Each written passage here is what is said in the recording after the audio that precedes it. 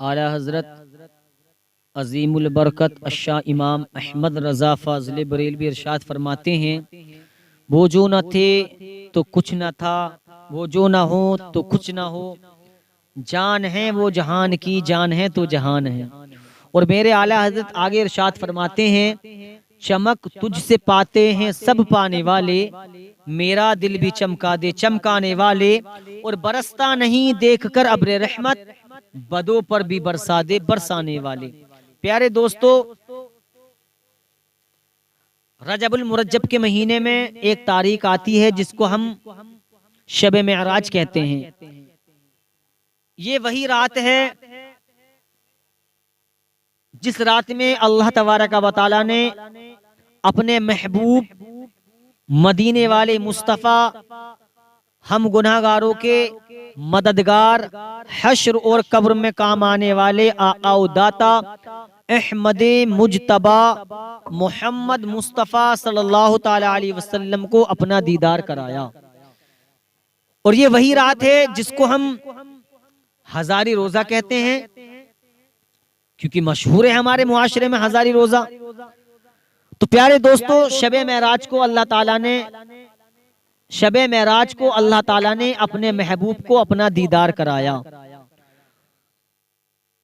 मेरे नबी से पूरी दुनिया में कोई भी चीज छुपी हुई नहीं है, सब अल्लाह ताला ने अपने महबूब को इल्म अता फरमा दिया।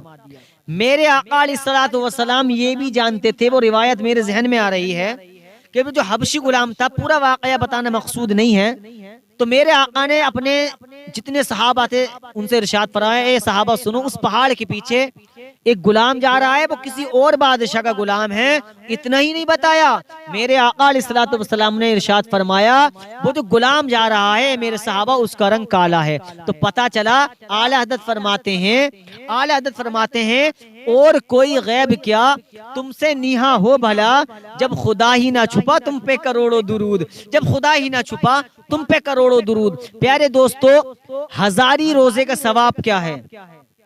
हजारी रोजा एक नफली रोजा है। आप अगर रोजा रख लें तो बहुत सवाब है, ना रखें तो कोई गुनाह नहीं है। लेकिन रोजा जो रमजान शरीफ का महीना आता है, जिनको हम रमजानुल मुबारक का महीना कहते हैं, वो हम पर फर्ज है, उन्हें रखना जरूरी है। आप 10 मुहर्रम के रोजे रखो या ना रखो, हजारी रोजा रखो या ना रखो, ठीक है।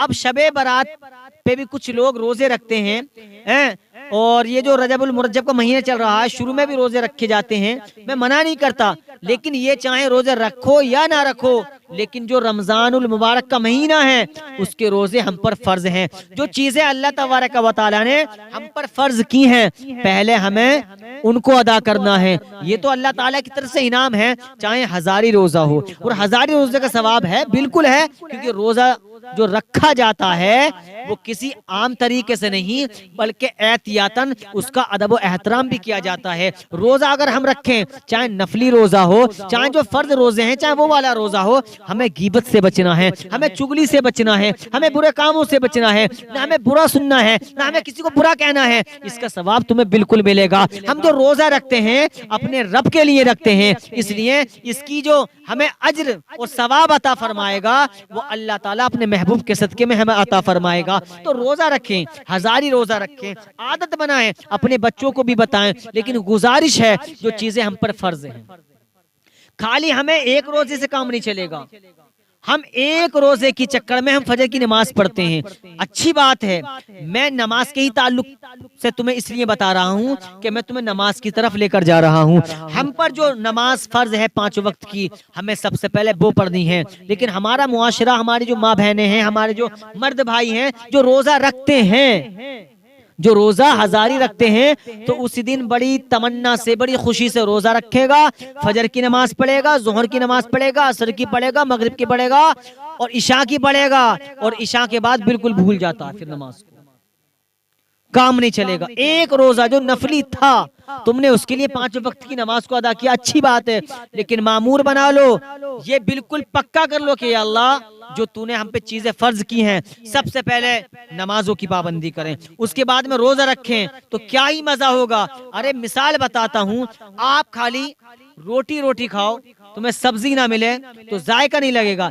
इसी तरह जब नमाज की पाबंदी होगी, नफली रोजा रखोगे, तो दोनों जब मिल जाएंगे तो तुम्हें अल्लाह ताला का कुर्ब हासिल होगा, अल्लाह ताला तुमसे राजी हो जाएगा। और अल्लाह ताला के ही लिए रोजा रखा जाता है, अल्लाह ताला ही के लिए नमाज पढ़ी जाती है। इसका जो अजर और सवाब अल्लाह ताला अता फरमाएगा, वो अपने फजल करम से फरमाएगा, चाहे वो ज्यादा अता फरमा दे या कम अता फरमा दे। लेकिन याद रखो, मेरा रब 70 माओ से ज्यादा हम गुनाहगारों से मोहब्बत करता है। तो नमाज की पाबंदी पहले है, नफली रोजा बाद में है। हजारी रोजा रखें, आला सवाब है। आप तमाम रोजे रखें, लेकिन नमाजों की पाबंदी सबसे पहले करें। रोजे तो इस तरह से तुम हर साल रखो, डेली रखो।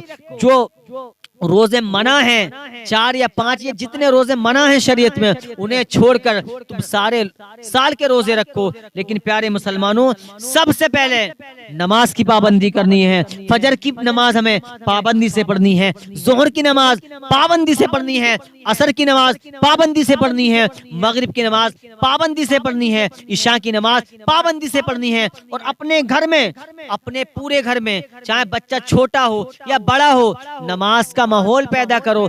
एक दिन वो आएगा कि जब तुम्हारे घर का बच्चा बच्चा नमाजी बन जाएगा और उस खानदान से, उस घराने से किसी का इंतकाल हो जाएगा, चाहे छोटे का इंतकाल हो जाए, चाहे बड़े का इंतकाल हो जाए, पूरी बस्ती में शोरा हो जाएगा। उस खानदान से आज जनाजा उठ रहा है जिस खानदान का बच्चा बच्चा नमाजी है, बच्चा बच्चा नमाजी है। और आका अलैहिस्सलातु वस्सलाम के फरमान के मुताबिक अस्सलातु मिअराजुल मुमिनीन, आका ने फरमाया नमाज मोमिन की मेराज है, हमारी मेराज भी हो जाएगी अल्हम्दुलिल्लाह। और आका अलैहिस्सलातु वस्सलाम की आंखों को ठंडक भी पहुंचेगी। याद रखो, एक दिन मौत आनी है। हम कितने साल जी लेंगे? 40 साल, 50 साल, 70 साल। एक दिन हमें मौत का सामना करना है, दोबारा जिंदगी मयसर नहीं होगी। इस जिंदगी को सवारें, अल्लाह और अल्लाह के रसूल को राजी करें।